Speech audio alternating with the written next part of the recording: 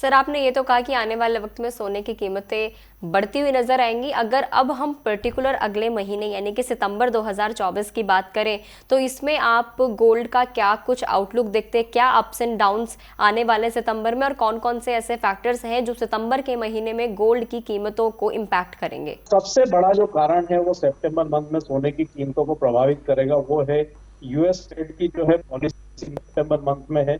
और यहाँ पे ज्यादातर जानकारों का मानना है कि यूएस फेड मंथ से ब्याज दरों में कटौती है। तो हमारा मानना है कि वो एक सबसे बड़ा फैक्टर होगा जो सोने की कीमतों को अगले महीने प्रभावित करेगा। यूएस फेड की तरफ से ब्याज दरों में कटौती की शुरुआत हो जाती है तो यहाँ पे निश्चित रूप से वो सोने के लिए एक पॉजिटिव जो है कदम रहेगा।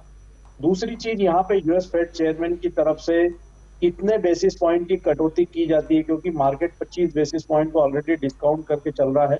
अगर वहां पे लार्जर रेट कट देखने को मिलता है तो फिर एक बड़ा स्पाइक भी जो है सोने में देखने को मिल सकता है। लेकिन ओवरऑल ट्रेंड सितंबर महीने में यहाँ पे वोलेटाइल रहेगा और निचले स्तरों पर सपोर्ट बने रहेंगे।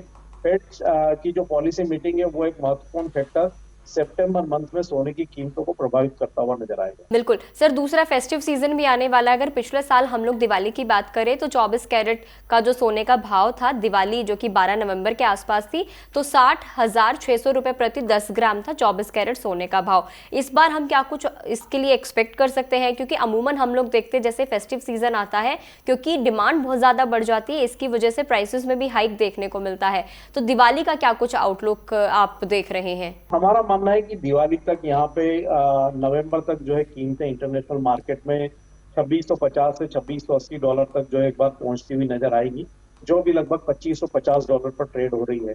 तो उस लिहाज से अगर भारतीय बाजारों में सोने की कीमतों की हम बात करें तो यहाँ पे दिवाली तक 75,000 प्रति 10 ग्राम तक के जो स्तर है वो देखने को मिल सकते हैं।